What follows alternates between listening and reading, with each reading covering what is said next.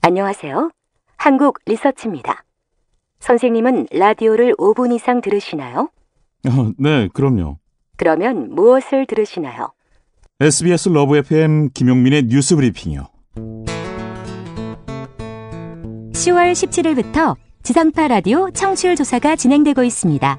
방송 들으신 분들은 SBS 러브 FM 김용민의 뉴스 브리핑이라고 말씀해 주세요. 월요일부터 금요일까지 매일 아침 6시 20분 당신의 정직한 뉴스 보좌관 김용민의 뉴스 브리핑.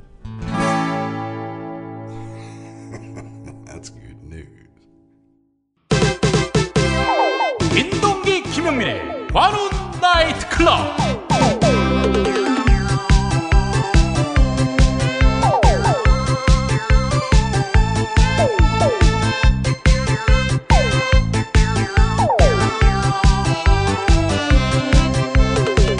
안녕하십니까, 웨이터 민동기입니다. 김용민입니다. 반갑습니다.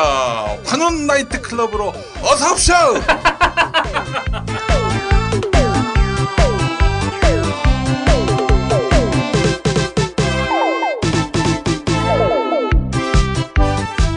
관훈 나이트 클럽으로 오셨습니다. 여러분 반갑습니다. 반갑습니다. 네, 예. 아이고 이제 10월의 마지막 주로 향해가고 있습니다. 네. 10월과 함께 이제 MBC도 정상화의 단계에 접어들게 된 것 같고 KBS도 조만간 뭔가 서광이 비칠 것 같은 그런 기운이 역력해집니다. 네. 예. 그래서 사실 오늘 아주 관훈 나이트 클럽 아주 편안한 마음으로 네. 시작할 수 있게 됐습니다. 네. 예. 한 주 동안 어떻게 지내시는지 우리 근황 토크부터 한번 해보죠. 한 주 동안요? 네. 네. 저는 107.7. 네. 김영철의 파워 FM에서. 예. 네. 이 스브스의 노예들. SBS는 훌륭한 방송입니다. 좋은 소식 가져왔습니다, SBS. SBS와 전국 언론노동조합 SBS 본부는 국내 방송사 중 처음으로 대표이사 사장을 비롯한 편성, 시사교양, 보도 최고 책임자 임명동의제를 실시, 올해 정기인사부터 시행하는 데 합의했습니다. 합의에 따르면 SBS 사장은 SBS 제적 인원의 60%, 편성 시사교양 최고 책임자는 각 부문 인원의 60%, 보도 최고 책임자는 부문 인원의 50% 이상이 반대하면 임명할 수 없습니다. 가장 이상적인 그런 모델을 보여주고 있어요. 아니, 네. SBS가 지금 하고 있는 게 물론 굉장히 잘하고 있죠. 네. 근데 이게 원래 정상적이었던 거고. 그렇지. 예. 워낙 KM이 개판 5분 전이다 보니 돋보이는 거예요. SBS가 옛날에도 박근혜 정권이나 이명박 정권 때도 상대적으로 나왔었어요. 근데 얘기 들어보니까 SBS는 우리 편이라서 그냥 뭐 마음대로 하게끔 내버려둔 게 아니더만. 그렇죠. 거기도 나름대로 연락이 가고 네. 누구 빼라, 누구 엎어라, 그런 연락이 끊임없이 갔어요. 그래서 결국 수용한 것도 있고 끝까지 막아낸 것도 있고. 이건 뭐 전방위적이었어. 뭐 드라마. 이명박근혜 정권 때 홍보수석으로 많이 갔잖아요. 청와대에 SBS에서. 가장 많이 갔죠. 그렇죠. 예. 참 그게 후배들 얼굴에 똥칠하는 줄도 모르고 참 어리석은 인간들입니다. 네. 누가 있었죠?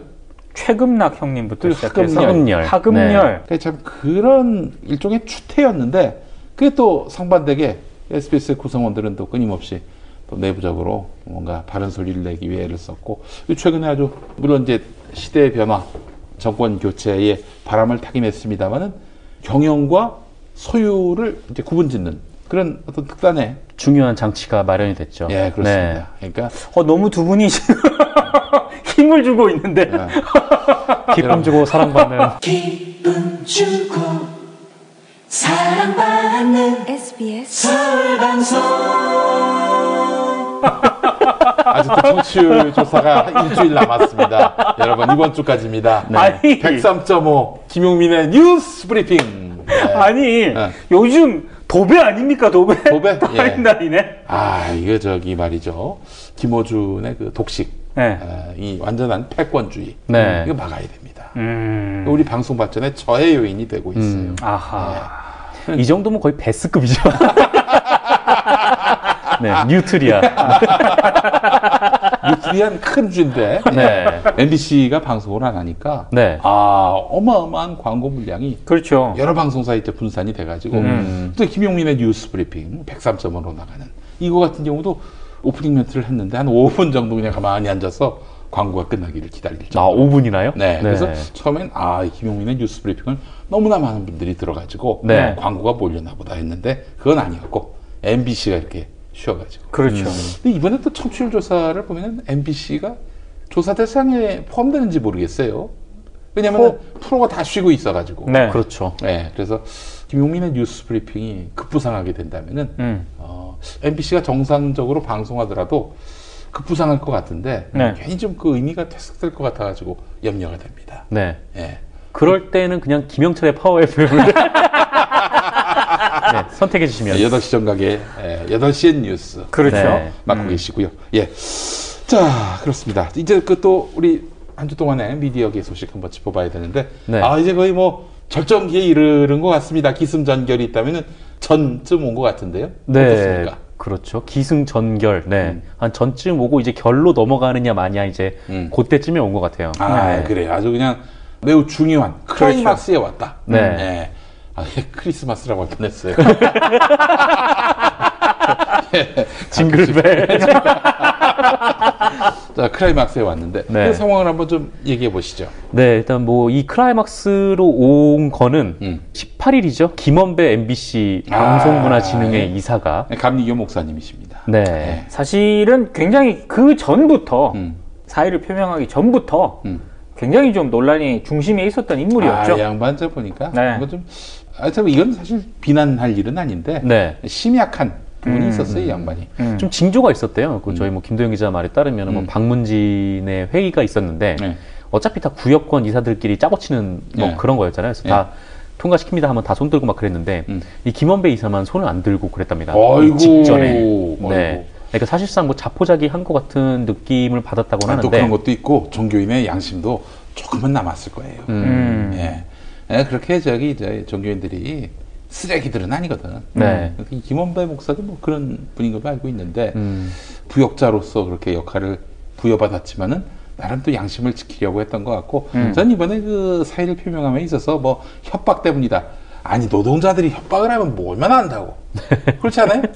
그리고 MBC 사측을 관리 감독하는 기구의 이사인데 노동자들이 협박을 한다고 물러난다는 게 그리고 지금 KBS, MBC 이른바 구여권 이사들이 하는 말을 들어보면 세계에서 가장 강력하고 무서운 조직이 언론 노조인 것 같아. 그렇지. 걔네들은 그런 식으로 해서 전교조도 그냥 천하의 흉악범들로 만들고요. 노조를 IS로 만들고 있어요. 그러니까 민주노총이 특히 그런 거 아니겠습니까? 쥐들이 막 그렇게 폭력 시위를 사실상 유도를 해놓고는 그 조금이라도 거기에 좀 호응하는 것 같으면 바로 잡아다가 감옥에 쳐넣고 누구죠? 한상균 위원장. 그 몇 년형이요? 제가 알기로는 징역 3년으로 알고 있는데 정확한 걸 확인해봐야겠네요. 하여튼 이거는 정말 걔네들이 만들어내는 정말 최고의 마타도어입니다. 그렇죠. 진정한 흉기는 조선일보 같은 언론 아닙니까? 그렇죠. 때마다 국면을 이상한 방향으로 호도시키고 끝내는 기득권 세력의 이익을 대변했던 그 영향력으로 보자면은 자기들이 더 세잖아요.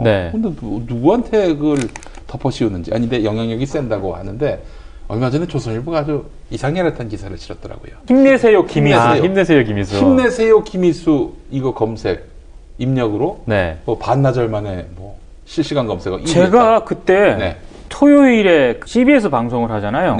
거기 이제 가서 원고를 준비하고 있는데 계속 그게 양대 포털 사이트 검색어 1위에 떠 있는 거예요. 그래서 이제 그걸 봤어요. 그리고 몇 시간 좀 지났거든. 그 보통 내려가지 않습니까? 안 내려가고 계속 있는 거야. 와 진짜 엄청나더만요 진짜. 이걸 일종의 권력으로 만들어버립니다. 그렇죠. 조선일보가요. 낙인을 박습니다. 그래놓고 이런 식으로 여론이 호도되고 있다. 안타까운 그런 논조의 기사가 실렸는데 그런 조선일보는 1990년대에 우리가 기사 쓰면 그것이 곧 여론이 된다라고 그렇죠. 그런 아주 그 대표적인 기레기들 아닙니까?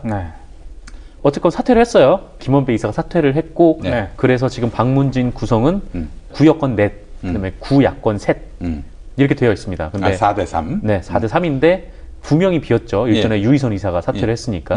그 유희선 이사 자리하고 김원배 이사 자리를 더불어민주당이 추천을 해야 돼요. 현 여권이. 그렇죠. 여권 추천 자리이기 때문에 현 여권이 추천을 하게 되면 구야권 이사들도 당시에 이제 민주당에서 추천을 한 인사들이기 때문에 합치면 이제 5대4가 되는 거죠. 아이고, 이제 드디어. 이제 역전이 되는 거죠. 골든크로스라는 표현이 그렇죠. 적당한지 모르겠습니다만은. 네. 정말 대단한 그런 대변화가 이루어집니다. 네. 제가 누차 얘기했습니다만은 항상 MBC의 대주주인 방송문화진흥회는 여권 추천 6, 야권 추천 3. 네. 그래가지고 뭘 해도 항상 여권 추천 이사들이 다 그냥 지들 멋대로. 왜냐면 표결하면 6대3이니까. 그렇지. 네. 야권 추천 이사라는 게 의미가 별로 없었죠. 그렇죠. 네. 아무리 지랄을 해도 그 3표에 불과하니까. 네. 그래서 우리 최강욱 이사 지난 9년 동안 네. 보살이 됐어. 9년 동안 그걸 지켜보고 있었잖아요. 네. 아우, 저는 병났을 것 같아요. 아니 뭐 거기서 뭐 고성도 치르고 네. 온갖 형태로 그냥 압박도 하고 그래도 아니 그래봐야 6대3인데 그렇죠. 지랄해라. 그냥 우리는 우리끼리도 진도 나간다. 이렇게 해왔단 말이죠. 네.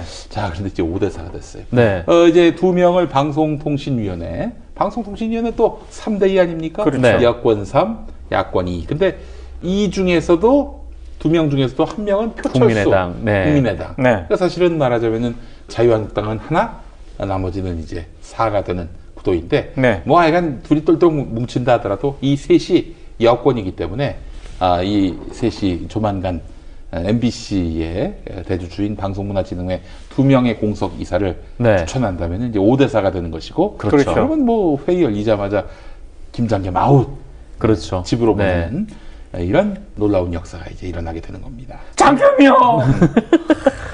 박문진 같은 경우에도 바로 고영주 이사장을 일종의 탄핵을 시킬 수가 있죠. 그렇죠. 그 방송통신위원회 차원에서도 할 수 있는 건데 좀 무리수를 두기는 싫었던 것 같아요. 그러나 이제 뭐 하여간 5대4가 됐으니까 그 5명이 그냥 우리 영주 형 집에다 보내면 되는 근데 거 방통위가 어찌됐든 고용주 이사장에 대해서도 조사를 좀 할 필요가 있다고 봐요. 그래요. 아니, 그렇죠. 왜냐하면 그 김영란법 위반 소지가 좀 있었잖아요. 골프 접대 받았다면서요. 골프 접대 받아가지고. 네. 그 본인 돈은 본인이 계산했다라는 얘기를 했고, 뭐 실제로 본인 돈이 이렇게 계좌로 넘어갔다는 그런 정황도 있긴 해요. 근데 네. 있기는 한데 뭐 김영란법 논란에 쌓여있기도 하고. 근데 언론 보도된 걸 보니까 어찌됐든 접대를 받고 선물까지 받았는데 그거를 그만큼 해가지고 다시 돌려줬다. 네. 이런 보도도 있었거든요. 근데 그렇다 하더라도 신고를 해야 돼요. 신고를 해야 돼요. 그건. 네. 신고를 안 하면은 신고를 안 하면 걸려요. 돌려줘도 뭐 네. 그는 뭐 받은 거나 마찬가지다. 그 위반 소지에 해당이 되기 때문에 그러면 그냥 받지. 그러나 다 똑같으면 받지 그냥. 그러네. 네. 아하. 참 왜 그런지 모르겠어. 얼마나 사신다고. 아니 근데 돌려준 거는 뭐 어찌됐든 그게 팩트라면은 네. 뭐 그거는 평가할 필요가 있는데 그렇다 하더라도 그거는 신고를 했어야 되는데 신고를 안 했어요. 예. 네. 저는 이제 고영주 이사장의 말을 거의 믿지 않습니다. 왜냐하면 이분이 너무나 중요한 역사적 사실에 대해서 뭐 계속 거짓말을 했거든요. 그 불임 사건의 검사로 알려졌죠. 네. 고영주 씨가. 예. 영화 변호인에 나왔던 그 그렇죠. 사건. 네. 그런데 말이죠. 이 고영주 씨가 누차 뭐 어디 보수단체 집회에 나가서 했던 말이 뭐냐면은 자기가 검사일 때, 수사검사일 때 이 불임 사건 핵심 피의자 이 사람들한테서 이런 이야기를 들었다. 이 피의자들이, 이 피고들이 잡아온 사람들이 네. 확신범들이었다. 그래서 지금 우리가 감옥에 있지만은 그 세상 바뀌면은 당신 가만두지 않겠다는 식으로 이제 고영주 검사한테 얘기했다는 거야. 네. 그 얘기했던 분이 어떤 분인가 봤더니 돌아가신 분이었어요. 네. 근데 이분이 돌아가시기 전에는 아무개가 그런 말을 했다. 익명으로 얘기하다가 이분이 돌아가셨다는 소식을 들으니까 이 사람을 특정해서 얘기하고 다니는 거야. 확인할 수가 없으니까. 확인할 수 없으니까. 그래서 이제 우리 불임 사건 피해자분들이 그때는 피의자였던 그렇지만 지금은 피해자인 분들이 네. 다 알아봤어. 다 알아봤는데 개뻥인 걸로 드러난 게 이 양반은 수사를 안 했어요. 수사검사 따로 있었고 네. 이 사람 자체는 뭐 거의 공판검사식으로 네. 했었다는 거예요. 네. 그러니까 피고를 만난 게 공판정에서 만난 거야. 그럼 어떤 피고가 미쳤다고 공판정에서 어이 검사님 상 바뀌면 당신 줬다는 거야. 그렇게 얘기했겠어? 그거 재판 받아보신 분들은 알겠지만 네. 절대 그렇게 못합니다. 공판검사는 그냥 읽고 끝나는 거잖아요. 그렇죠. 네. 기소 사실을. 근데 그 뻥을 치는 거야. 지난 9월 1일 김용민 파일. 박근혜 대통령 당선 직후인 2013년 1월 고영주 변호사. 저는 문재인 후보도 이거는 공산주의자이고 이 사람이 대통령이 되면 우리나라는 적화되는 건 그야말로 시간 문제다라고 저는 확신을 하고 있었기 때문에 논란이 된 직후인 2015년 10월 MBC 대주주 방송문화진흥회 이사장 자격으로 국회에 나온 고 변호사 새정치연합 전병헌 의원에게 추궁당하는데 그 문재인 대표에게도 공산주의자라고 말한 사실이 있죠? 공산주의자라고 말한 것이 아니고 확신하고 있다고 얘기를 했습니다. 그 말이 그 말 아니에요? 다르죠. 말장난하지 마시고요. 네. 제가 확신하고 있다는 거하고 그 사람을 공산주의자라고 규정하는 거고는 다르죠. 사실로서 말한 것이라고 하면 죄가 될 수 있지만 의견을 밝힌 것이라고 하면 죄가 될 수 없어서 이렇게 말한 듯 법률과는 달라도 뭔가 다른 듯 실제 어제 재판정을 나와서도 달라붙는 기자들에게 답변을 강요하지 말라며 이렇게 하면은 이 강요죄 되는 거 알죠? 억지로 강요하는 게 강요죄예요. 자, 2013년으로 돌아가서 고영주 변호사의 주장은 과연 팩트에 기반한 것인지 알아보자. 그 불임 사건의 문재인 후보도 변호사였습니다. 문재인 대통령이 대표적 간첩 조작 사건인 불임 사건의 변호사였나. 피해자인 고우석 씨가 2015년 CBS 라디오에 나와서 문재인 변호사님이 언론 변호사 개업을 하는 게 82년 중반입니다. 저희들 사건이 다 끝나고 난 뒤였기 때문에 사법연수원 시절이었겠죠. 피의자가 저한테 한 얘기가 있습니다. 지금은 우리가 검사님한테 조사를 받고 있지만 곧 공산주의 사회가 될 겁니다. 그러면 우리가 검사님을 심판하게 될 것입니다. 그렇게 했었어요. 또 하나, 불임 사건 피의자가 고영주 검사에게 이런 말을 했나. 피해자인 고우석 씨의 답. 처음에는 자기가 누구에게 들었는지는 모르겠지만 불임 사건 조사 과정에서 그런 얘기를 들었다. 그런데 이제 그 이후에 이 영화가 화제가 되면서 저희 이제 그 관련자들의 근황이 쭉 알려지면서 이상록 씨가 사망했다는 얘기를 이 사람이 들었어요. 그러고 나서는 이상록이라는 특정을 하는 거예요. 이상록 최병국 검사가 전부 조사를 했어요. 최병국 씨가 그런 얘기를 한다면 그래도 개연성이 뭐 몇 프로라도 있지만 고영주 씨가 그 사람은 법정에서 말고는 이상록 씨를 개인적으로 만날 일이 없었어요. 전혀. 고영주 씨가 그렇게 얘기하는 건 새빨간 거짓말이에요. 불임 사건은 영화로도 만들어졌는데 바로 변호인 당시 송우석 변호사가 거짓 증언을 하는 고문 경찰에게 했던 호통. 진실을 얘기하라. 그게 진짜 애국이야. 어디선가 나타나서 생명을 구하고 정의를 지키는 영웅 슈퍼맨. 우리 주변에도 많은 슈퍼맨이 있습니다. 바로 공익 제보자입니다. 어쩌다 슈퍼맨이 되어야만 했던 그들에게 세상은 따뜻하지 않았습니다. 수많은 생명을 살린 2명의 간호조무사는 권고사직을 당했고 장애인의 인권을 위해 싸운 선생님은 결국 사직했습니다. 어려움을 감내하고 있는 슈퍼맨들에게 이제 우리가 감사를 전해야 할 때입니다. 시민사회 지지 캠페인 어쩌다 슈퍼맨에 함께해 주세요. 아름다운 재단.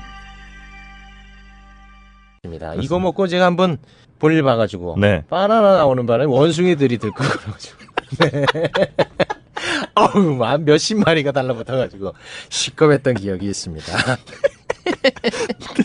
아침마다 원숭이를 불러 모으는 미궁 대장사랑이었습니다. 미궁 대장사랑 장실 굿모닝 화장실 바나 굿모닝 바나나. 충남 금산의 넓은 인삼밭, 정성농장을 일군 농부아버지 이정열 씨. 자연은 노력한 만큼 내어준다. 그 자연의 마음을 알기에 정성농장을 더불어 일구는 아들 이성규 씨도 아버지에게 배운 것처럼 정직하고 또 성실하게. 정성농장 홍삼은 인삼 재배부터 가공 판매까지 모두 책임지고 있습니다. 그래서 대한민국 1등 품질을 자부합니다. 검색창에 정성농장 홍삼을 검색해주세요. 정성농장 홍삼. 전화 문의는 010-9754-6972. 아, 이놈의 뱃살. 맞는 옷이 없네. 애 돌보랴 일하랴 살 뺄 시간이 없네. 다시 날씬해지고 싶어! 다이어트 전문 쇼핑몰 비타샵에서 개발한 국내산 동결건조 생식과 통곡물에 3가지 단백질과 비타민, 미네랄을 더해 만든 다이어트 전용 그린 스무디를 추천합니다. 문의는 1522-6648, 1522-6648 혹은 검색창에서 비타샵을 검색해주세요. 공판검사하니까 또 생각이 납니다. 제가 예전에 그 부디 족가세요 사건 2심이 아주 기가 막혔어요. 2심에서 네. 판사 여성분, 그리고 공판검사도 여성분, 우리 변호사도 여성분, 이재정 더불어민주당 네. 그 세 분이 이제 조 막 이렇게 입에 물고 다니면서 젖 이러는데 이거는 녹음해 놔야 되는데 레드판인데도 불구하고 이걸 녹음하지 못한 게 너무나 안타까웠습니다. 이 프로그램 19세입니까? 19금. 이재정 의원께서 조지란 말을 한 번도 평생 써보지 않아가지고 특히 좆가세요도 써본 적이 없어서 집에서 연습까지 했다고 합니다. 혼자서 연습하면 뭐하냐. 내가 가르쳐드린다고 했는데 좆가세요. 얼마나 그 질감이 있습니까? 네. 좆가세요. 진짜 좆을 까야 될 것 같은 그런 막 어떤 그런 그 충동이 느껴지는 좆가세요. 어때요? 좆가세요. 이거 왜 이렇게 눈물이 나지? 하여튼 그런 일들이 생각이 납니다. 공판검사. 그래서 거기 처음 본 분이에요. 네. 물론 제가 검사들한테 조사도 안 받았지만은 여가 그분은 또 뭐 처음 본 분이고, 그분도 굉장히 수줍어 하시더라고. 공판검사님도. 좆가세요 이 말 때문에 재판이 벌어진 것 자체가 다들 웃음을 참는 분위기가 느껴졌어요. 예. 그래서 그때 이제 벌금 30만 원의 선고유예로 마무리가 됐습니다. 그렇군요. 지금 보니까 역시 김용희 PD는 욕 아카데미 초대 원장으로 손색이 없는. 우리 한번 저 연초에 한번 욕 아카데미를 한번 열어보도록 하겠습니다. 약속드립니다. 네. 국민 카페 온에어에서 한번 제가 행사를 마련하도록 하겠습니다. 게스트 누굽니까? 게스트 황봉알 씨. 욕 철학사 황봉알 씨.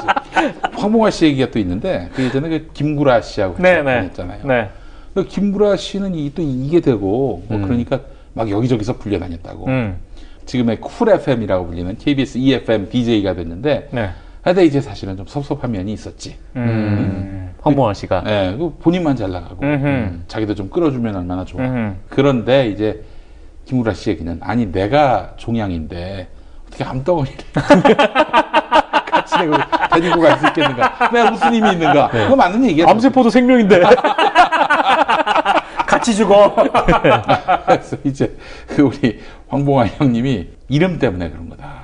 라고 생각을 해서 봉알이 좀 그렇잖아요. 그러니까 이게 방송용으로 좀 거시기 하지. 네, 그래서 이제 이름을 바꿨는데 황알봉으로. 황알봉으로 바꿨다가 나중에는 황봉. 황봉으로 했다가 황봉아. 끊임없이 이제 이름에서 이제 운명이 결정된다. 좀 장명하는 데 가서 돈 좀 들여서 좀 하지. 그냥 봉자를 포기하면 안 되는 거예요? 봉자를 포기를 못하네. 그게 제가 또 그런 일들이 있었는데 그분이 김구라 황봉알 씨가 원래 이제 본명이 김현동 황원식이었어요. 그 두 분이 국군 방송에서 라디오 프로를 진행했다고.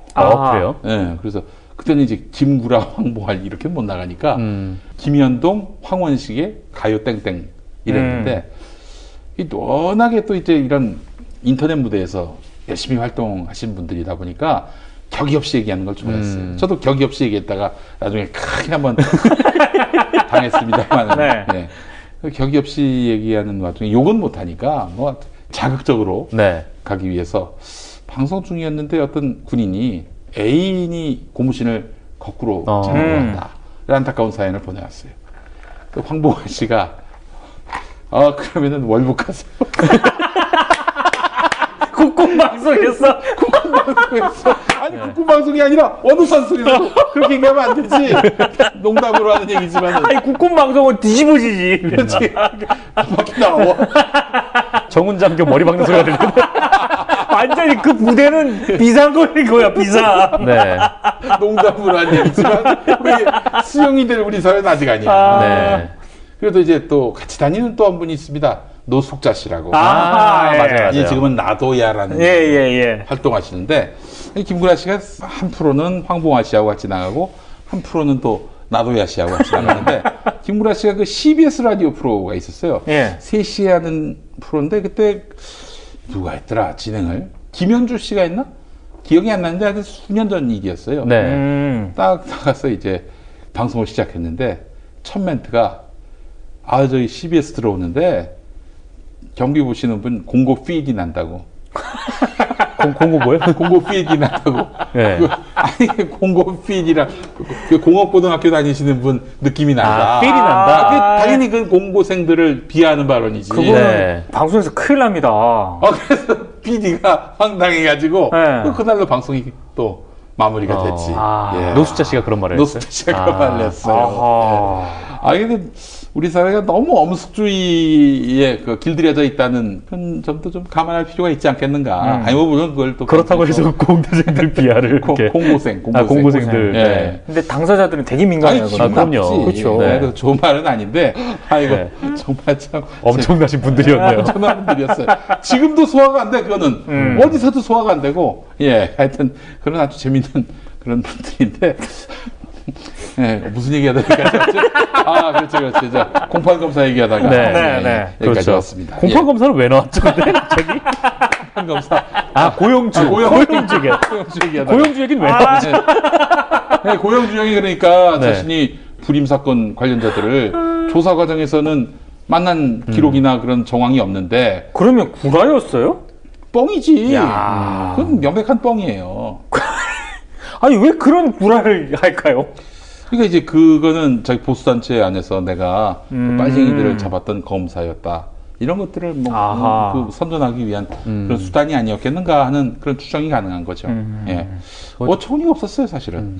그런 것도 그렇고 지금 고영주 이사장이 지금 여의도 MBC 사오고 있잖아요. 근데 이거를 MBC에서 다른 사업체하고 이제 공동 개발하기로 다 됐었거든요. 거기 땅값이 어마어마할 텐데. 그럼요. 근데 이거를 갑자기 고영주 이사장이 정체를 알 수 없는 사업가 얘기를 하면서 4,800억에 이 사람이 산다니까 뭐 팔자 뭐 이런 식으로 바로 현금을 MBC에다 줄 수 있다. 줄 수 있다. 그렇게 얘기하면서 매각하라 이렇게 압박한 정황도 있어요.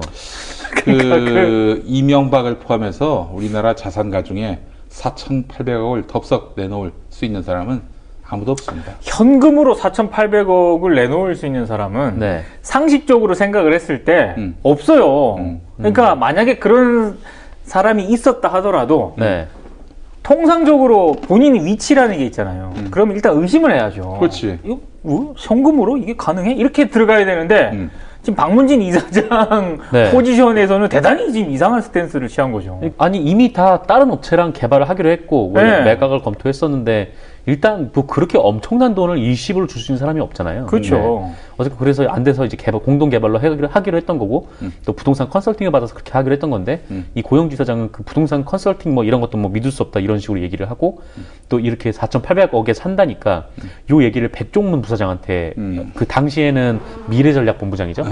이 사람한테 이제 얘기를 한 거예요. 그랬더니 또 백종문 당시 본부장은 이 사업가를 또 만나러 가요. 가가지고 뭐 얘기를 했다는데 뭐 물론 그게 매각이 되진 않았지만 하여튼 이런 식으로 뭐 경영에 좀 알 수도 없는 사람을 끌어다가 이렇게 개입을 했던 게 적절한지 뭐 이 여부도 좀 두고 봐야죠. 정말 참 한심한 사람들입니다. 그런 논의 자체가 그게 가능합니까? 그것도 수의계약으로 하자는 거 아니에요? 아니 MBC쯤 되면은 대한민국의 양대 공영방송인데 그 공영방송의 직전 금싸라기 땅에 있는 사옥을 수의계약으로 하자? 아니 이거는 법률가를 떠나서 일반인도 그렇게 상상할 수 없는 그렇죠. 프로세스 아닙니까? 아니, 그리고 그걸 떠나서요. 본인이 지금 MBC를 관리감독하는 박문진 이사장이잖아요. 그렇죠. 그거는 그렇게 하면 안 돼요. 그거는 일단 권한도 없고 불필요한 압박, 압력 논란이 있을 수가 있기 때문에 그걸 그렇게 하면 안 되는 거죠, 당연히. 이거 뭐 저기 하여간 고영주 씨는 내가 봤을 때는 뭐 그 4,800억도 뻥이고 뭐 어디 뜨내기한테 그런 뭐 귀가 얇아가지고 그런 얘기를 들었는지는 모르겠지만은 되지도 않을 일을 그렇게 얘기했다는 거는 이제 두 가지예요. 뭐 또 다른 흑막이 있어서 이 사람하고 뭐 예를 들어서 계약을 성사시키면은 자기한테 커미션을 얼마 준다든지 뭐 그런 음험한 그런 거래가 있었을 가능성. 물론 저는 그거는 아니라고 생각을 합니다만은 그렇다면 하나밖에 안 남아요. 바보라는 거예요. 바보라는 거죠. 저 말이 나올지는 전혀 예상을 못했는데. 바보가 아니고서 어떻게 그런 일을 그렇게 할 수 있겠습니까? 하여간 이게 방송에 나간다? 그 최욱현이가 내보낸 거야. 아, 그렇죠. 네. 누가 시켰냐? 최욱현이가 시켰다. 이렇게. 저희 대본 있어요. 네. 다 있네. 네, PD님이 준 대본. 네, 그래요. 아니, 우리가 그렇게 최욱현 PD를 한번 보내려고 막 이렇게 방송에서 몇 번 얘기했는데 우리 방송 시청하시는 분들, 청취하시는 분들은 진짜 좀 착하신 분들인 것 같아. 그 저기 안 되겠어. 극약 처방을 하는 수밖에 없어요. 최순실 동생입니다.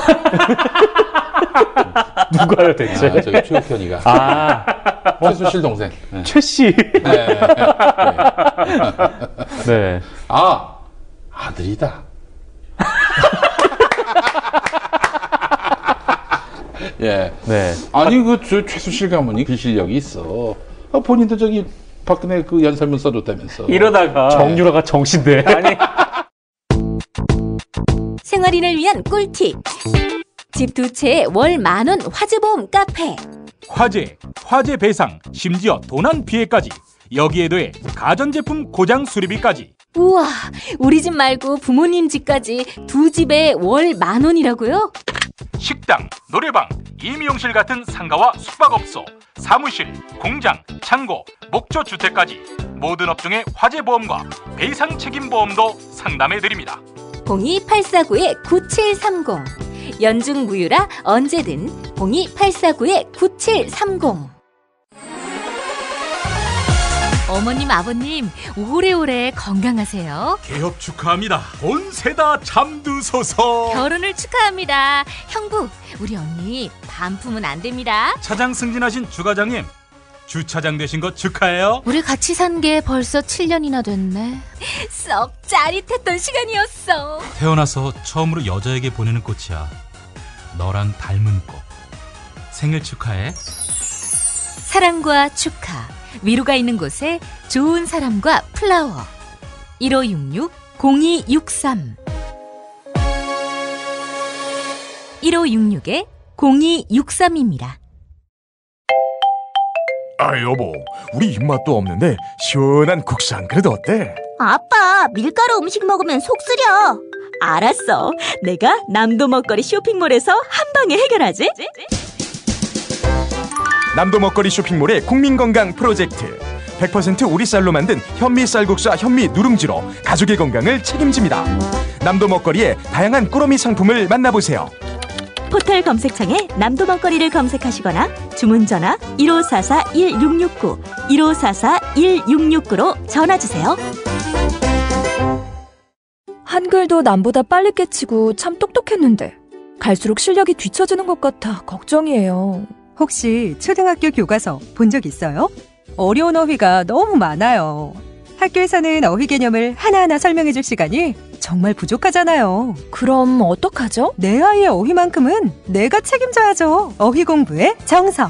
초등어휘 3,000, 초등어휘 5,000. 검색창에 초등어휘 3,000을 쳐보세요.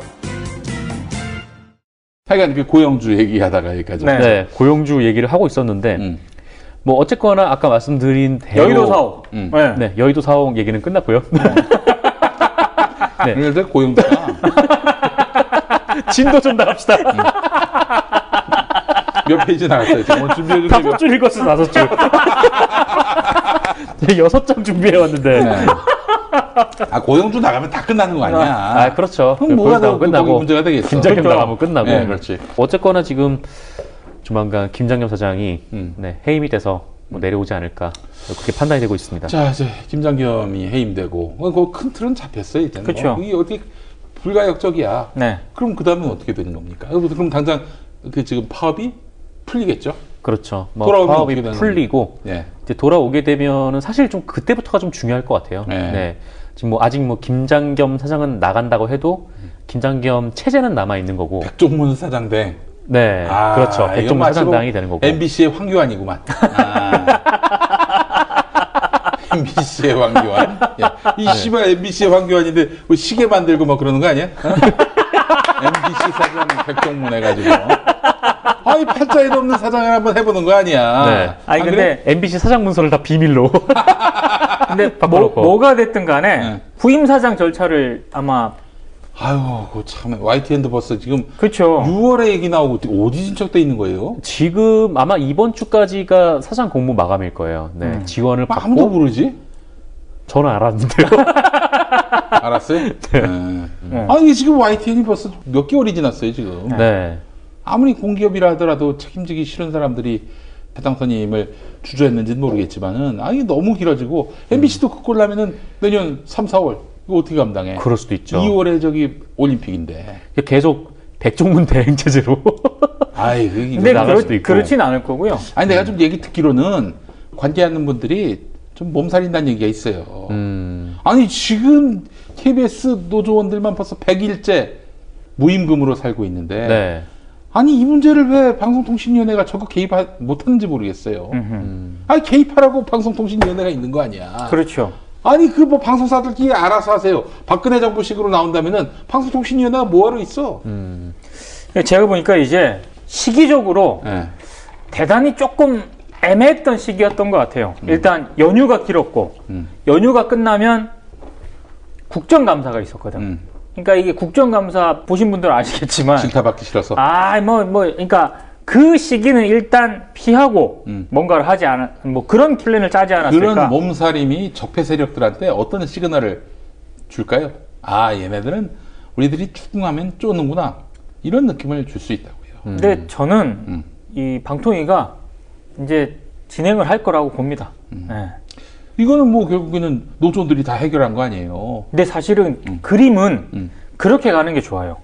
그렇긴 한데 아니 근데 그거는 그럼 노조가 만약에 동력이 없으면은 그거 어떻게 해요? 그러니까 저는 지금 그림이 조금은 답답하긴 한데 괜찮다고 생각을 하는 게 나중에 뒤탈이 없는 건 아는데 지들이 알아서 집안으로 나갔으니까 아니 그러니까 뭐 신태섭 정현주처럼 신셋으로 딱 뽑아낸 그런 것이 아니니까 2008년의 경우처럼 이명박이가 저기 정현주 사장 그리고 신태섭 이사 제거하려고 그렇게 무리수를 쓴 거는 아니지만 그런 그림은 아니지만은 계속 이렇게 저기 차일피일 미루면서 아니 그 방송통신위원회가 직권으로 어떻게 해결할 수 없어요? 아니 그러니까 지금은 KBS건 MBC건 양대 노조원들이 할 수 있는 거의 맥시멈 수준으로 왔거든요. 네. 이제 방통위가 개입을 해야 되는 거죠. 근데 만약 지금 안 한다. 그럼 지금 김용희 PD처럼 그건 진짜 문제 있는 거예요. 이게 다음 주 안으로 빨리 MBC 공석인 이사를 선임해서 회의에 들어가게 만들어서 일주일 안으로 해결할 수 있게끔 속도전을 내야 한다. 이 와중에 참 재밌는 그런 주장을 펼치는 정우택입니다.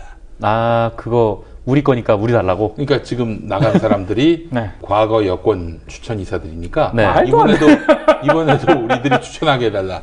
지난번에 그만두고 사임을 한 유희선 이사, 김원배 이사는 우리 자유한국당의 전신인 구 새누리당에서 추천된 인사입니다. 방송문화진흥회법 제6조 1항에 보궐임원의 임기는 전임자 임기의 남은 기간으로 한다라고 규정되어 있는 만큼 이 규정의 취지에 따라서 보궐 박문진 이사 추천권은 우리 자유한국당에 있다는 점을 분명히 천명하는 바입니다. 뭐 이런 족같은 mention을 이건 뭐 한심하다는 정도가 아니 아니라 그걸 떠나서 진짜 저도 그 기사를 보고요. 야 이건 기본 상도고 뭐고 이건 뭐 기준이고 뭐고 없다. 이 씨발 그러면 다음에 집권해도 니들이 하고 또 야당돼도 니들이 하고 계속 니들이 하고. 아 이게 뭐야 진짜. 무슨 태초부터 씨발 6대3은 저기 보수 6 진보 3으로 돼 있나? 이런 말도 안 되는 개소리라고 있어. 아 근데 야 진짜 좀 그러니까 우리 청주의 상당구 주민들 상당히 좀 앞으로 다음엔 선택을 좀 신중하게 하실 필요가 있겠다. 네. 자기가 뽑아가지고 국가에 해를 주는 국회 의원이 우리 지역에서 배출된다면 상당구 주민이 다 그렇진 않아요. 아, 그렇겠죠. 저희 부모님이 상당구거든요. 상당구. 다 그렇진 않습니다. 네, 그래. 네. 제 부모님 고향이 춘천입니다. 춘천 시민이 다 그렇진 않습니다. 그런 점도 좀 말씀을 드리고 싶습니다. 네. 그렇군요. 인천 지역구 누구예요? 또 더불어민주당 의원이에요. 아, 그래? 그렇구나. 네. 그 동네는 다 그렇습니다. 그래요. 아유, 거기가 그래서 아주 굉장히 민주주의가 발달해 있다고. 그래서 대선 때 한 사람당 표를 4장씩 주고 그래요, 거기가. 네. 불법 아닌가요? 저희 그냥 낮에 계속하죠. 저희 밤에 하지 맙시다. 지금 제정신이 아니야, 지금. 네. 당 떨어지고 있어, 당. 자, 알겠습니다. 계속해서. 네. 이제 KBS 얘기를 좀 해보면, KBS도 지금 고대영 사장이 계속 버티고 있는데, 정확한 소식은 아니지만, 어쨌건 들리는 기류는 KBS 이사, 구 여권 추천 이사들 몇 명도 네, 사퇴를 좀 고민하고 있는 것 같다라는 그런 얘기가 들리고 있긴 합니다. 어쨌건 그쪽도 뭐 MBC가 뭐 사실상 지금 결말로 가고 있기 때문에 KBS는 뭐 조만간 뭐 그렇게 가야 되지 않나 뭐 그런 얘기가 나오는데 그 사람들 중에 강규영 없죠? 강규영은 없는 것 같아요. 강규영은 아주 뭐 소신이 확고합니다. 네. 네. 엄청난 사람이더라고요. 대단한 분입니다. 이게 얼마 전에 관훈 나이트 클럽에서 말씀을 드렸듯이 애견 카페 같은 데 가가지고 법인카드를 썼어요. 네. 강규영 이사가 법인카드 썼는데 법인카드 유용이죠. 배임 혐의가 있는 건데 그런데 이 사실을 제보를 한 사람이 있을 거 아니에요. 네. 실제로 제보자 중에 한 분은 기자회견에 나와서 그걸 증언했어요. 이 분이 강규영 이사로부터 법인카드를 받아서 결제를 한 거예요. 결제를 하고 다시 돌려줬다 이렇게 증언을 했는데 그 증언 이후에 이 강규영 이사가 이 제보자한테 문자를 한 200개를 보내고 아니 나는 참 이해가 안 되는 게 이게 나중에 자기 흉이 될 거라는 생각은 안 하나? 뭐 전혀 뭐 앞뒤를 안 재시는 것 같아요. 근데 그것도 그냥 보통 문자가 아니었지 않습니까? 예. 뭐 심지어는 뭐 그런 말도 했다면서요? 저는 이제 결혼 9년 차거든요. 근데 저희 와이프가 유산을 3번을 했습니다. 그럼 저희 와이프 얼마나 힘들겠습니까? 그죠? 근데 저한테 전화하셔서 나 모르게 네 와이프가 애를 왜 지웠냐는 식으로 그런 말씀을 하세요. 그런 이야기 하면 안 되잖아요. 그죠? 가슴 속에 묻었는데 그걸 왜 굳이 끄집어내서 또 사람을 가슴 아프게 하는지 모르겠지만요. 그 부인이 유산하신 걸 갖고 야, 네 부인이 너 몰래 앳됐더라? 이런 그분은 다른 제보자. 네. 다른 제보자. 다른 제보자고요. 다른 제보자한테 뭐 이렇게 얘기를 했대요. 근데 애는 왜 지웠냐라는. 근데 이분은 유산을 한 경험이 있어서 굉장히 큰 상처가 되는 말이죠. 아니 근데 뭐 받으신 분들의 상처는 뭐 저희들이 말로 어떻게 표현할 수 있겠습니까만은 강규영 같은 경우는 제가 좀 심리 분석을 해봤는데 이 사람은 좀 비난받기보다는 치료를 받아야 한다라는 생각이 들어요. 통상 정말 분노가 날 거 아니에요. 예를 들어서 내 뒤통수를 쳤다고 생각하는 사람, 자기가 잘못했는지 뭐 잘했는지를 분간 못하면서 하여튼 나에게 해를 줬다고 생각하는 사람이면은 더 신중하게 접근해야 되는 거 아닙니까? 그렇죠. 거기다 대놓고 문자로 욕을 했다. 아니 그거 캡처만 하면은 바로 자기 흉이 되는데. 그렇죠. 근데 내용이 상당히 저열한데 뭐 쓰레기, 뭐 룸펜, 뭐 직업이 없으니까 개 빗질이나 하지 뭐 이런 내용도 있고. 그러니까 이제 그 애견, 애견 뭐, 업에 종사하시는 분인데. 그렇죠. 뭐 애견개라고 하더라고요. 그 강규영 말로는. 하여튼 뭐 그런 얘기도 하고 그 다음에 뭐 죽이려면 확실히 죽여야 돼요. 어설프게 건드리면 그것도 허위사실로 반대로 당하는 세상이야. 이런 얘기도 하고요. 부모를 허위사실이야. 자기한테 한 얘기인가 그게? 확실하게 날 죽이려면 확실하게 죽여야지.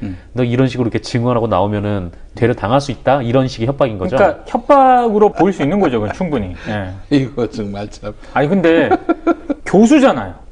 그리고 공영방송의 이사잖아요. 그런 어떤 그 인식을 저는 못 하고 있는 게 아닌가. 우리 편인 사람이 권력자고 나는 따라서 이 대통령 권력의 전리품이라 할 수 있는 방송사, 공영방송사의 이사직은 내 권리라고 생각하는 거예요. 여기에 대한 무슨 소명감 혹은 책임감 이런 게 없는 거지. 그러니까 뭐 법인카드 아무 데다 가서 긋고 그러는 거 아니겠어요?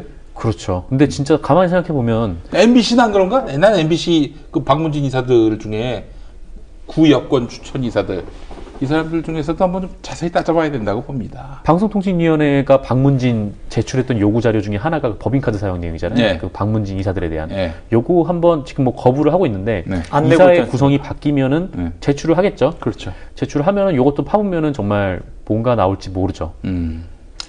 자, 그렇기 때문에 저는 뭐 이분들에게서 뭐 역사적 책무 아니 뭐 당장 박근혜부터 시작해서 자기가 어떤 자리에 앉아서 무슨 역할을 해야 되는지 기본적인 개념이 없는 사람들이 그걸 했으니 그 밑에 있는 놈들은 뭐 똑같을 거 아니겠어요?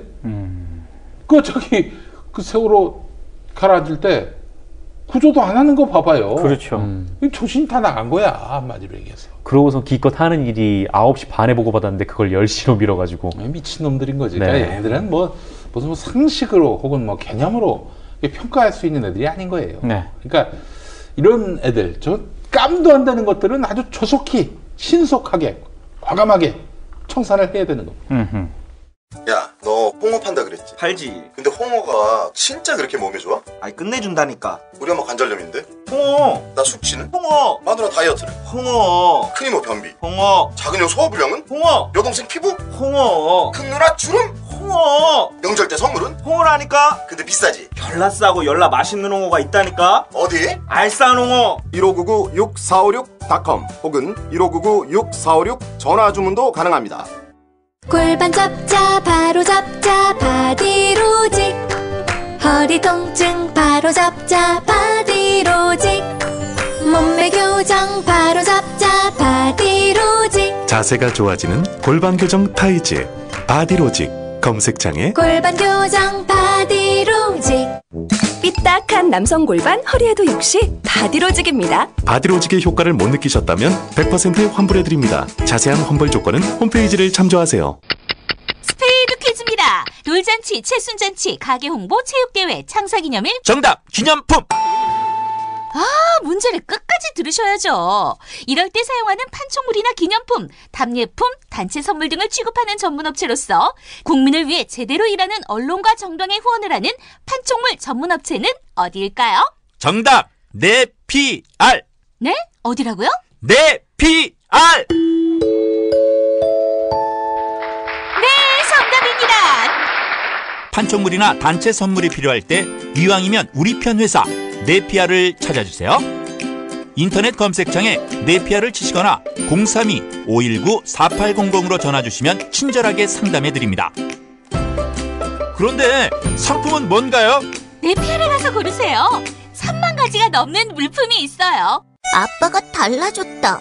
술 냄새를 풍기며 집으로 들어오면 자는 날 깨워 했던 말을 또 하던 아빠. 이제는 더 이상 날 귀찮게 하지 않는다. 아빠가 달라졌다. 자는 날 깨워 막무가내로 뽀뽀하며 볼을 비비던 아빠. 그걸 참을 수 있었던 건 그러고서 주는 용돈 때문이었는데 더 이상 날 귀찮게 하지도 용돈을 주지도 않는다. 아빠, 대체 뭘 먹은 거야? 몸, 마음, 지갑까지 날 지켜주는 술친구. 살아서 집까지 술친굼. 술친굼 공식 쇼핑몰에서 신규 회원가입 후 첫 구매 시 4+2 혜택을 드립니다. 감사합니다.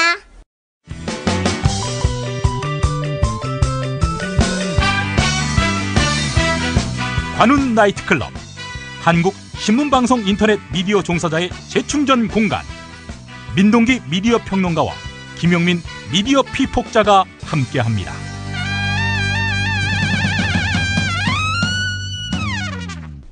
자, 그래요. MBC 상황은 대략 이렇고 KBS 상황도. KBS 상황도 그렇고 어쨌건 이 강규영 이사는 공영방송 이사라는 지위에 있는 사람이 일반인이잖아요. 일반인한테 이렇게 얘기를 하면 엄청난 부담과 협박으로 다가올 수 있기 때문에. 근데 그 사회적 파장이 그다지 없는 걸 보니까 어차피 이 인간도 곧 정리가 된다라는 사회적 인식들이 있는 것 같아요. 그러니까 전국언론노조 KBS 본부가 고발을 했어요. 그 서창효 민변 변호사에 따르면은 뭐 일단 법인카드는 배임 혐의가 있고 그 협박성 문자 전화는 뭐 정보통신망법 위반, 그리고 협박죄, 그리고 명예훼손죄 이렇게 소지가 있다고 합니다. 너무 심했어요, 진짜. 자신의 밑바닥을 다 보여준 거 아니겠습니까? 말을 하고 지랄이야. 너 나이가 얼마야, 이 새끼야? 지금 새벽에 전화해서 이렇게 뭐 협박하는 거요? 원래 그렇습니다. 내일 전화 계속하면 경찰에 신고합니다. 뭘 이사해 뭐 이렇게 신고를 해, 자식아. 외톨이 센척하는 겁쟁이 못된 양아치 거울 속에 나 이런 그 강규형을 말이죠. 조선일보가 아주 뭐 이게 크게 인터뷰해줬죠. 크게 인터뷰를 또 해줬습니다. 네. 자기들도 인터뷰하면서 감이 있을 텐데 이렇게 나올 강규형일 줄 몰랐나? 강규형 자체를 조명했다기보다는 흔들리지 마라. 그렇죠. 나머지 이사들한테도 절대로 흔들리지 말라는 시그널을 주고 싶었던 게 아닌가. 제가 진짜 조선일보 입장이라면 굉장히 당혹스러울 것 같아요. 뭐랄까 하여튼 박근혜 정부 때 뭐 조선일보도 그렇게 큰 영향력을 발하지 못했잖아요. 그래서 뭔가 하나 좀 보여줘야겠다 싶어서 우병우에 대해서 공격을 한 것 같은데 이게 정권을 부숴버릴 정도까지 갈 줄은 몰랐던 거 아닌가. 자기도 이제 맞펀치를 맞은 거 아닙니까? 네. 풍문이 그렇습니다.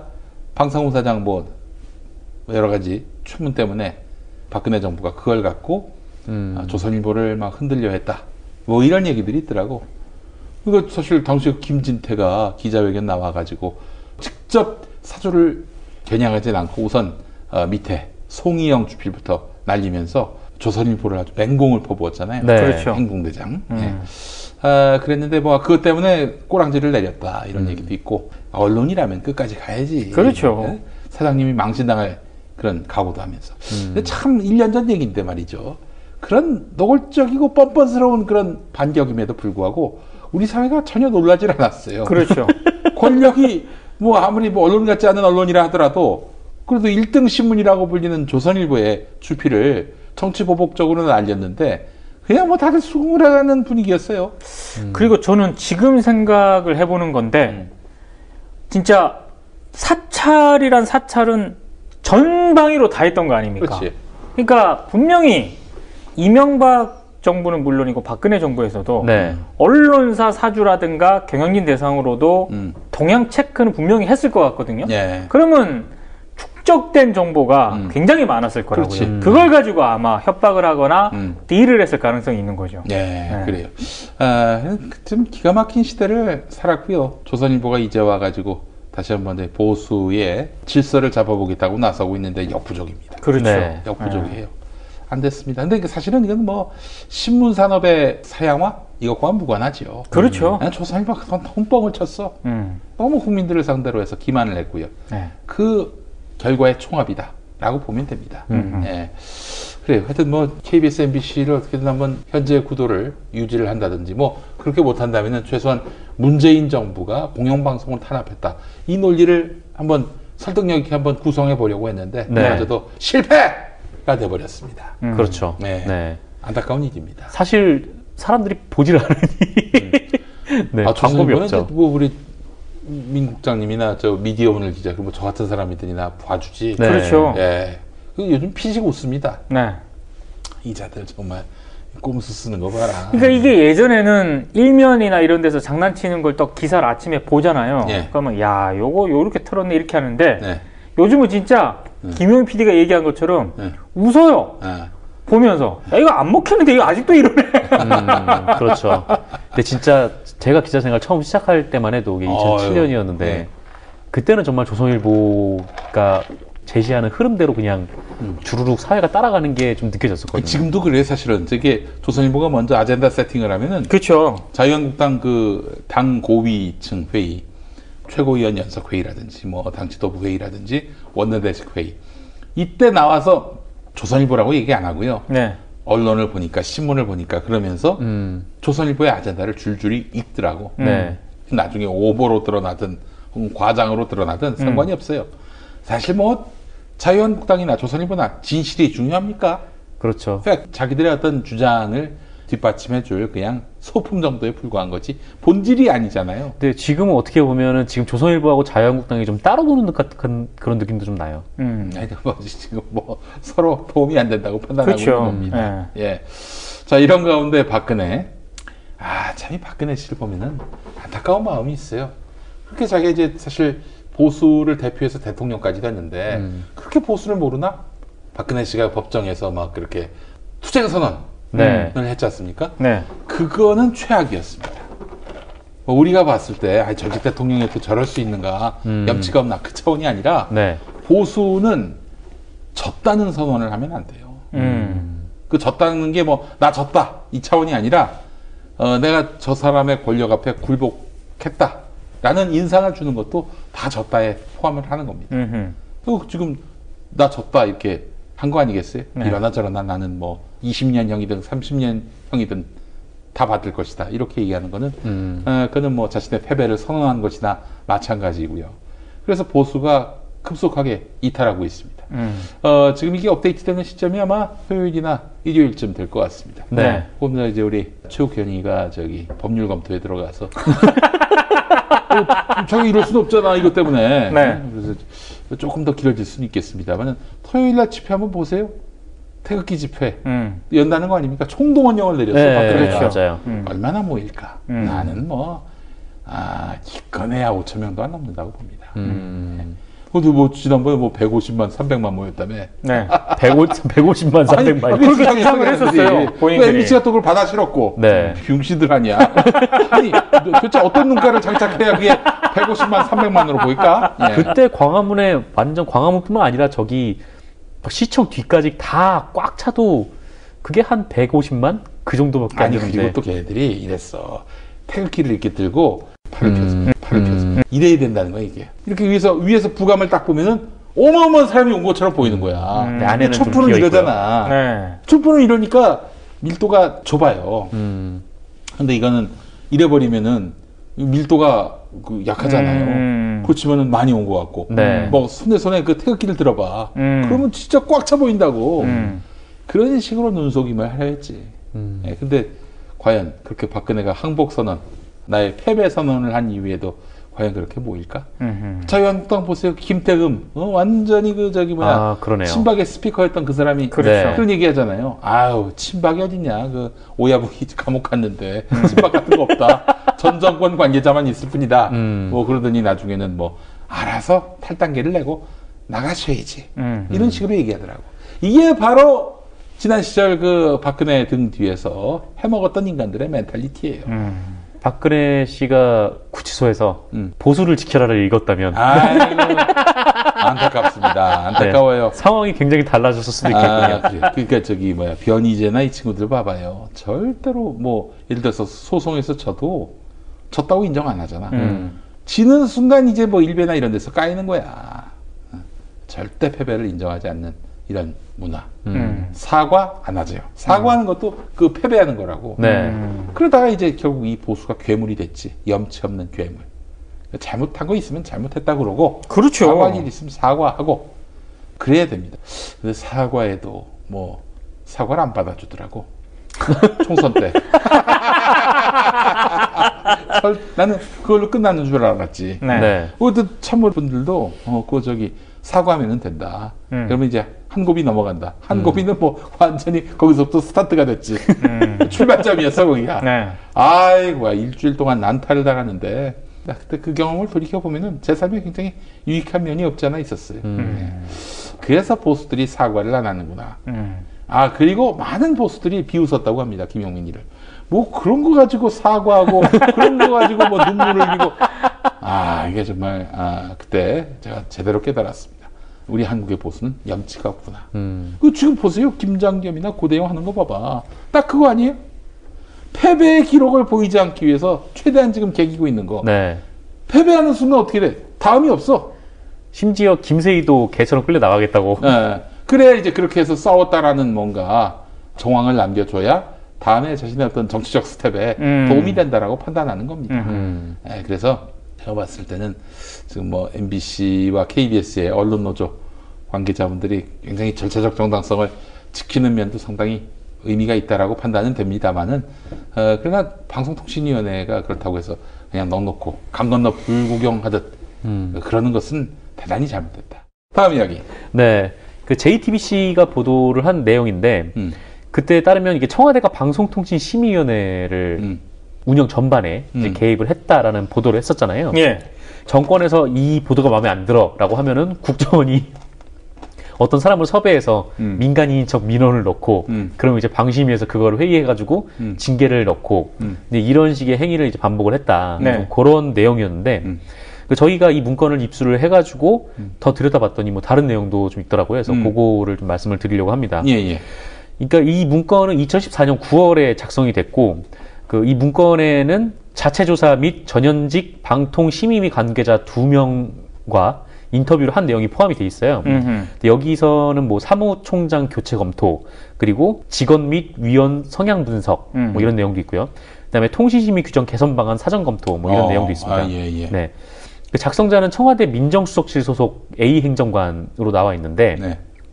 이 사람은 19대 국회 때 당시 새누리당 그 미래창조과학 방송통신위원회 소속 의원의 비서관이었다가 그다음에 청와대로 가가지고 민정수석실에 들어갔다고 해요. 근데 민정수석실에서는 민원 업무를 맡았다고 하는데 새누리당이나 자유한국당 이런 쪽에 몸담아도 중립적이어야 할 방송 심의기구에 마구잡이로 뭐 낙하산으로 내려가네.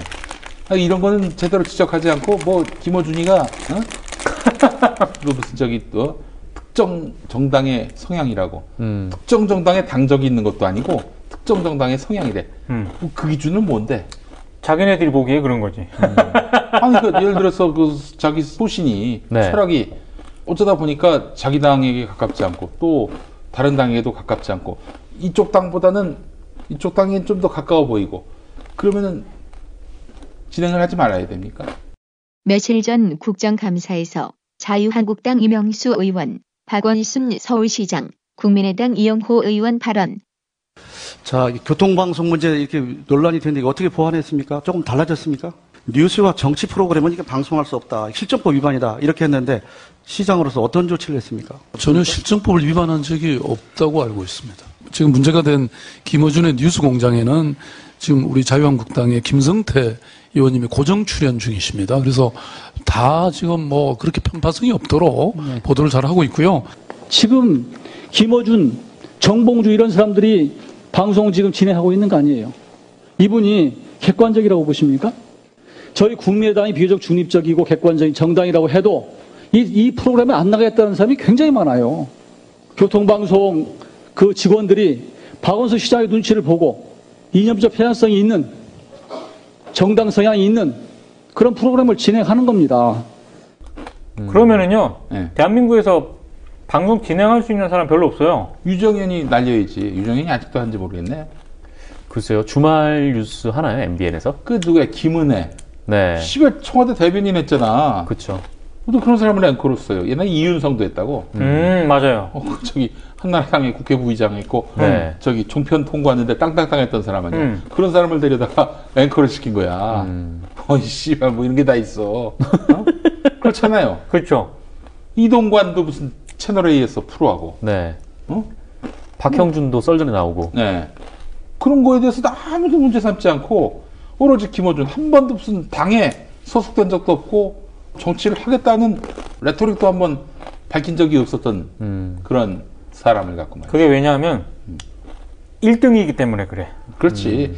아니 뭐 그런 견제를 받을 수 있을 만큼 영향력이 있으니까 그럴 수는 있는데 그렇기 때문에 자기 편 아니라고 방송 그만둬라? 이거야말로 진짜 언론의 자유를 침해하는 거 아닙니까? 그렇죠. 아니 진짜 그 뭐랄까 하여튼 뭐 그 얘기가 나왔으니 하여튼 뭐 김어준 진행자가 뭔가 자기 마음에 안 들고 막 뭐 한쪽 편을 드는 것 같고 뭐 이렇게 생각하는 사람이 있을 수도 있죠. 뭐 그러면 이제 그거 얘기를 하면 되는 건데 뭐 TBS가 이게 뭐 시사 프로그램을 편성을 못한다 막 이런 식으로 개소리야. 그거는 자기들 내부에서도 다른 얘기가 나오잖아요. 박지원. 네, 박지원은 전혀 다른 얘기를 했었잖아요. 전 대표는 그 양반이 내가 분명히 기억하는데 94년이었을 겁니다. 95년 죄송합니다. 95년에 네. 6월 말에 이제 지방선거가 있었고요. 그때 조순 서울시장 됐잖아요. 민주당 소속이고. 그때 민주당 소속으로 박지원 의원도 그때 민주당 소속이었어요. 네. 예. 근데 이제 그때 박지원 의원 일성이 이제 우리가 교통방송이라는 지상파 방송을 먹었다. 뭐 접수했다. 뭐 하여튼 그런 비슷한 말을 했어요. 장악했다? 이런 말을 썼는지. 하여튼 TBS를 자기들이 이제 소유하게 됐다. 라고 선언을 했어요. 그리고 나서 나중에 또 TBS가 이제 시사보도함에 있어서 좀 어려움이 있으니까 김대중 대통령에게 뭐 시사보도까지 할 수 있도록 그렇게 뭐 선처를 요청했고 김 대통령이 받아주었다. 뭐 이런 식으로 또 얘기를 했고. 그리고요. 바이블환 전 교통방송 대표께서 박근혜 정권 때 그 제어가 심사를 받았거든요. 네. 그때 방송에서 물어봤다는 거 아니야. 시사할 거냐고. 하겠다고. 그래서 오케이를 해줬어요. 거기서 끝난 거지 뭘. 그렇지. 지난 정부가 탄핵됐다고 그때 결정된 게 다 무의가 되는 건가? 아니 그러니까 그 정권 하에서도 시사하겠다고 대표이사해서 재승인을 받았는데 뭐 지금 이게 왜 이미 정리가 된 사안이에요. 김어준 말대로 자기를 욕하라는 거야. TBS 애꿎은 TBS 갖고 얘기하지 말고 자기를 비난하라고 얘기를 한 거예요. 참나 이거 웃겨가지고 그 TBS가 왜 보도할 수 있는지 이 논란은 이미 다 끝난 얘기고 그것도 더 설명할 필요가 없어요. 그건 진짜 더 설명할 필요가 없는 얘기죠. 지난 시간에도 얘기했습니다만 보도를 못하게 할 것 같으면 괄호 열고 보도는 제외, 허가사항에서 보도는 제외 이게 분명히 들어갑니다. 이 분명하게 이렇게 TV에는 그게 들어가 있어요. 지역교통방송. 그렇죠. 예. 그런데 이제 TBS는 그걸 못하겠단 말이죠. 그렇다면은 TBS는 그 보도는 제외 이런 것이 없었으니까 그건 할 수 있는 거예요. 그 방송사항 전반이란 게 모든 장르를 다 할 수 있다 이런 얘기거든요. 그런데 그거를 갖고 시비 걸고 그러는 거는 역시 김어준을 갖고 이제 씹는 거지. 그렇죠. 더 웃긴 건 교통방송에 자주 나왔던 국민의당에서 그런 얘기 하는 게 좀 웃기더라고요. 진짜 자주 나오셨고 그리고 그 국민의당 최명길 의원 같은 경우는 또 MBC 출신이잖아요. 다 아실만한 분이 그러시니까 좀 보기에 그렇더만요. 제가 얼마 전에 그 카이스트에서 좀 공부하고 있는 현직 PD가 있습니다. 그분이 저한테 좀 인터뷰를 요청하셔서 얘기를 했는데 제가 그런 얘기를 했습니다. 편파성 문제는 사실 모든 지상파 방송의 어떤 그런 골칫거리 얘기겠어요. 그렇죠. 이걸 어떻게 해소할 수 있느냐라고 했을 때 전 이런 대안을 제시했습니다. 방송 전체가 모든 프로그램에 다 공정성을 기하는 것이 과연 타당한가? 불가능하다고 본다. 아니 예를 들어서 그 진행자가 다 자기도 기표소에 들어가서는 누군가에게 편파하는 사람 아닙니까? 근데 그 편파를 평소에 흉중에 일상 속에서 감추고 살아야 하나? 방송 진행자는? 그럴 수도 없을 뿐더러 그래서도 안 되는 거죠. 그래서 저는 이러자는 거예요. 예를 들어서 뭐 김용민이가 했다? 하루 2시간 전원책 하고. 이제 전원책 다음에 정산들 씨가 하고. 그 다음에는 또 무슨 변희재가 한다든지.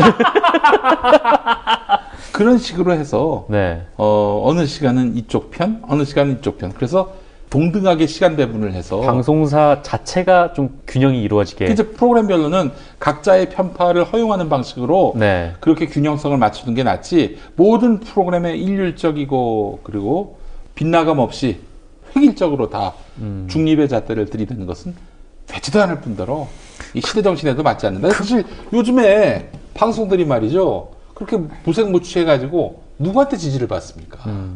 그래서 지상파가 지금 위기를 만나고 있는 건 맞아요. 그게 기계적 중립 때문에 그래요. 그게 불편부당 자랑이라고 얘기하는 그러니까 어느 편도 아니고 어느 당도 아닌 것이 사시인 조선일보 보세요. 그 누구보다도 유편유당하잖아요. 그렇죠. 그게 시대적 추이라고. 한겨레는 안 그렇습니까? 다 그래요. 그렇기 때문에 이제는 뭐 편파를 하지 말라?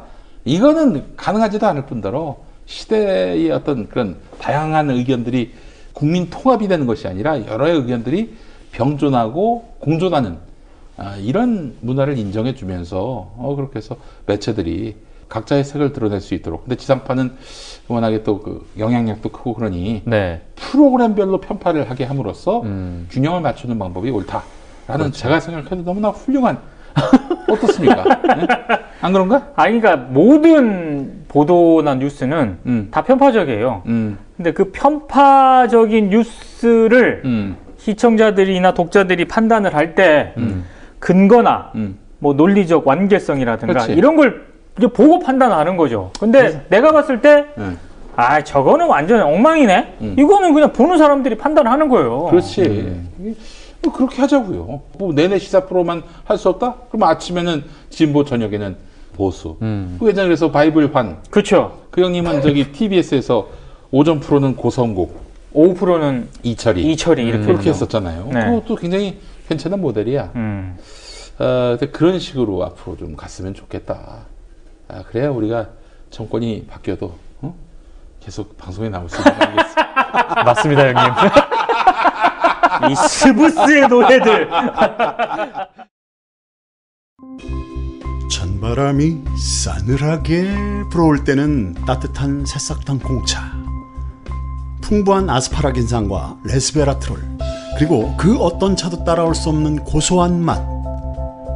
따뜻한 새싹당 공차로 하루를 시작하면 참 좋습니다. 이런 환절기에 기분 좋은 차 한 모금 새싹당 공차. 티백 2+1 행사는 계속됩니다. 새싹당 공차는 인터넷 전창걸몰닷컴에서 구매하실 수 있습니다. 전화 구매는 070-8635-1288, 070-8635-1288. 중국 대륙에 휘몰아친 충격 정치 실화 13억분의 1의 남자. 아사히 중국 특파원이 목숨 걸고 취재한 시진핑 권력 승기의 비밀, 그 풀스토리 13억분의 1의 남자. 만년지방관리가 어떻게 국가주석이 되었을까? 궁지에 몰린 장점은 시진핑에게 살려달라 전화를 건 이유는 보시라이와 저우융캉이 획책한 쿠데타, 그 실상은. 리얼 정치 활극을 직접 확인하세요. 13억분의 1의 남자. 도서출판 레드스톤. 탄핵 때문에 뭐 이야기를 전달을 하려고 해도 길을 막고 듣지를 않아요. 패족 수준으로 쪼그라든 한국 보수. 회생의 길은 과연 있을까? 변화된 정치 환경, 갈 길 잃은 보수에게 새로운 희망을 제시한다. 애국 보수의 화려한 부활과 집권을 위한 본격 가이드, 김용민의 신간, 보수를 지켜라. 진중권도 투표하는 보수 정당, 광주에서도 일당이 될 수 있는 보수 정당, 젊은이들의 입당이 줄을 잇는 보수 정당. 언제까지 민주당 정의당을 부러워만 할 것인가? 부러우면 진다니까? 자유한국당 당원 김용민이 쓴 보수를 지켜라. 이김에서 나왔습니다. 이주노동 희망센터 이사 권영국 변호사입니다. 이주노동 희망센터는 동남아시아 저개발 국가의 이주노동자들과 함께하고 있습니다. 시골 오지 마을에 학교를 만들고 마을 주민들이 공동체를 이루어 운영하도록 돕습니다. 포털 검색창이나 페이스북에서 이주노동 희망센터를 검색하시어 후원회원이 되어주세요. 노동 존중 생산과 소비를 통한 사회연대를 추구하는 문자당이 함께합니다. 아니 저는 그래서 뭐 저기 종편에서 뭐 누가 편파적 진행한다고 또 무슨 정당 경력이 있는 사람이 진행한다고 뭐라고 한 적이 없었어요. 예. 어떻게 그런 사람이 자격 없는 사람이 하냐고. 근데 그런 적은 없지만 다 그런 사람들만 나오는 건 내 문제 제기를 했지. 아니 근데 그렇죠. 그런 사람들이기 때문에 문제가 아니라 그런 전력을 가진 선수들이 방송에서 너무 노골적인 편파, 너무 또 이런 뭐 5.18이라든가 이런 거에 대한 뭐 왜곡. 아니 왜곡하고 편파할 수 있고 나름대로 경향성을 넘어서 편향성을 왔다 갔다 할 수 있다고 난 보는데 사실이 아닌 얘기를 하면 그러니까요. 그 문제가 된 거죠. 그래서 그래서 참 여러모로 이제는 좀 새로운 시대에 맞게 그 시대에 맞게 아니 팟캐스트마다 다 편파를 하는데 팟캐스트는 호응을 받고 주장파는 배제가 되고 외면을 당하는 이런 현실이라면 좀 사실 좀 생각을 달리할 필요가 있다는 생각이 들어요. 옛날에는 뭐 국민총화니 국민통합이니 우리가 하나의 국론을 가져야 한다느니 그거 자체가 편파죠. 그래서 언제적 얘기입니까 그게. 이제 편파를 이제 우리가 공론화하고 이제 좀 양지로 이제 올려놔야 한다. 양지 국밥이 생각이 납니다. 네. 속이 안 좋은데. 자, 다음 소식은 어떤 게 또 있습니까? 방통심의 얘기하다가 그래요. TBS로 갔는데. 오케이. 네. 뭐 어쨌거나 뭐 이 문건을 보면 좀 재밌는 내용들이 있어요. 일단 방송통신심의위원회는 민간기구이거든요. 그러니까 뭐 권력에서 개입을 할 수가 없어요. 그러니까 공정하게 심의를 해야 되니까. 방송통신위원회하고는 또? 네, 방송통신위원회는 국가기구인데 방송통신심의위원회는 민간기구예요. 그래요? 네. 몰랐네 그걸. 그래서 뭐 이런 말이 나와요. 그러니까 방통위원회 같은 경우에 직원들에 대해서 성향 조사를 국정원이 했다. 맞아요. 그래서 이 사람은 뭐 보수 신념이 뭐 투철한 뭐 이런 식의 그런 게 나왔다고 했는데 이 보고서에 재미있는 내용이 나오는 게 방송통신심의위원회는 민간기구이기 때문에 국정원에서 직원 성향조사를 못한다 뭐 이런 말이 나오면서 그래서 좀 이게 통제가 어렵다라는 취지의 그런 얘기가 나와요. 근데 이런 걸 보면은 얘네는 공적기구 구성원들에 대해서는 다 이런 식으로 조사를 했겠구나라는 생각이 좀 그러니까 정말 들었었고 깨알같이 성향 분석하고 다 사찰을 했다고 밖에는 생각이 안 되는 거죠. 그러니까 뭐 조금이라도 정권에게 불편한 얘기라면은 근데 다 어느 순간 불이익을 받게 하는 거는 정말 몰래 한 게 아니라 아주 노골적으로 했다고 봅니다. 그렇죠. 노골적으로 하면서 무엇을 기대했느냐? 까불면 좆되는구나. 이런 것들을 암묵적으로 그렇게 만드는 자기 검열이 되는 거죠. 그래서 완전히 굶어가지고 정말 경제적으로 회복 불능한. 그러니까 인간이 경제적 동물이고 수입이 없어지면은 굉장히 비굴해진다. 그리고 불안해지고 이게 정상적인 삶이 힘든 거죠. 예, 그래서 이제 이런 거에 이제 굴복시키려고 끊임없이 밥줄을 끊었던 거예요. 옛날에는 잡아다가 고문하고 막 반비영신으로 만들어 놓고 그랬는데 이제 밥줄을 끊어 놓으니까 알아서 침묵하게끔 그렇게 했던 것이죠. 네. 그러고 보면은 참 그런 거에 개의치 않고 살아온 삶이었던 것 같습니다. 김영민은. 예. 어떻게 살았는지는 모르겠지만 대책 없이 살았지만은 근데 진짜 그런 건 저는 처음부터 간파했거든요. 이런 거에 굴하지 말고 살자. 뭐 굶으면 어때? 근데 굶질 않다 보니까. 네. 이게 한번 고난의 행군과 굶어본 사람은 한번 해보잖아요. 좀 괜찮아져요. 네, 그렇죠. 네. 그리고 제가 얘기하는데 제가 무슨 훌륭한 지사나 투사는 아니지만은 막 대외적으로 정말 어마어마한 반정부 인사로 낙인 찍혔잖아요. 좋은 점이 뭔지 아십니까? 누구도 저한테 돈을 꿔달라고 하지 않습니다. 그리고 누구도 불편한 부탁, 보증서 달라. 아무도 안 합니다. 그렇죠. 네. 줬다는 수가 있으니까. 나하고 경제적으로 얽혔다가는 줬다는 수가 있다고 다 털리거든. 네. 그렇지. 그러니까 김용민이 조사하는 통에 이쪽까지 다 조사할 수 있다니. 그렇죠. 여러분 이게 좋습니다. 그리고 또 비굴하게 살지 않으니까 두 다리 쭉 뻗고 잡니다. 네. 예. 늦잠 자도 됩니다. 이게 없으니까. 좋겠다. 그리고 뒷조사 받는다는 좀 불편함 같은 건 있는데 그렇게 뒷조사 받아서 특별히 해야 될 일을 한 적이 없었으니까. 그리고 이제 그런 자각을 스스로 하게 되지 않습니까?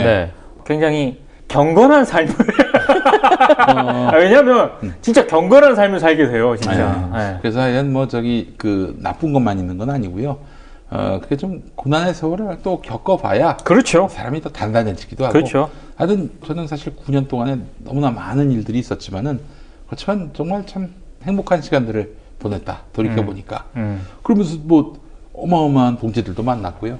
또 대외적인 활동을 많이 하진 못했지만은 국가의 예산이 지원되는 곳에는 공공의 무대는 단 1프레임도 서본 적이 없었지만은 그렇지만 그 나름대로 그 불이익 속에서도 내가 내 신념을 지키고 산다라는 그런 보람, 어떤 그 자긍심 이런 것들이 컸기 때문에 사람이 다치지 않고 여기까지 온 것 같아요. 그렇죠. 9년 동안 그 체제의 노예가 돼봐요. 결국 말로가 어떻게 됐습니까? 김장겸이나 보대영이나. 우리가 좀 소송을 좀 당하면서 굉장히 좀 피곤하긴 했지만 그렇다고 우리가 할 말을 못하는 것도 아니고 사실은 고소장이 날아갈 때 우리가 놀라지 않아요. 이제 가서 조사받으면은 어디서 게임도 하고 막 그래요. 게임 했다니까 진짜? 5단계를 뛰어넘었습니다. 어려운 단계. 캔디 크러쉬. 심지어 저는 저기 수사관한테 막 몇 번째 부르냐고 막 소리 지르고. 사실 무서울 게 없어졌어요. 그렇게 어려운 삶만은 아니고 또 손해봤던 삶은 아니었다라는 생각이 듭니다. 그러면 하여간 이제 MBC나 KBS가 정상화되는 시간은 얼마 남지 않았고요. 저는 분명히 말씀을 드리지만은 새로운 공영방송의 모델을 세우기 위해서는 이게 지금 사실은 9년 동안 크게 실추된 그런 상황입니다. 공영방송 지금 뭐 사실 파업을 해도 방송이 그냥 나오니까 사람들이 뭐 그렇게 큰 불편함을 느끼질 않아요. 근데 이제 조금 느끼실 겁니다. 어르신들도. 왜냐? 드라마가. MBC가 드라마를 세웁니다. 드라마를 세워요. 네. 그러면 좀 불편함을 느끼시겠네요. 굉장히 불편해하시죠. 드라마 세우면. 그러니까 사실 지상파가 이제는 드라마 말고는 큰 존재감이 없었다. 그렇죠. 시사 프로 애저녁에 그냥 다 사라졌죠. 네. 뉴스는 뭐 완전히 엉망이 됐죠. 오락 프로 정도는 뭐 그런 대로 괜찮은데 오락 드라마만 이제 남았던 거죠. 근데 공영방송이 오락 드라마 말고는 존재감을 가질 수 있는 프로그램이 없다는 게 얼마나 불행한 일입니까? 그 드라마도요. 엄밀히 말해서 그 굉장히 좀 작품성이라든가 장르 뭐 이런 게 아니라 아침 드라마, 막장 드라마, 뭐 이런 드라마를 좀 많이 좀 비중을 실었죠. 그러니까 젊은이들이 안 보지. 그렇죠. 이런 참 안타까운 면이 있습니다. 그래서 다 TVN, JTBC로 넘어가고. 그렇죠. 그렇기 때문에 새로 시작하는 공영방송은 정말 새로 회사를 시작한다는 그 자세로 가야 되지 않겠는가. 그러기 위해서는 과거 시대에 덕봤던 사람들 싹 물러나야지. 어디서 광을 팔고.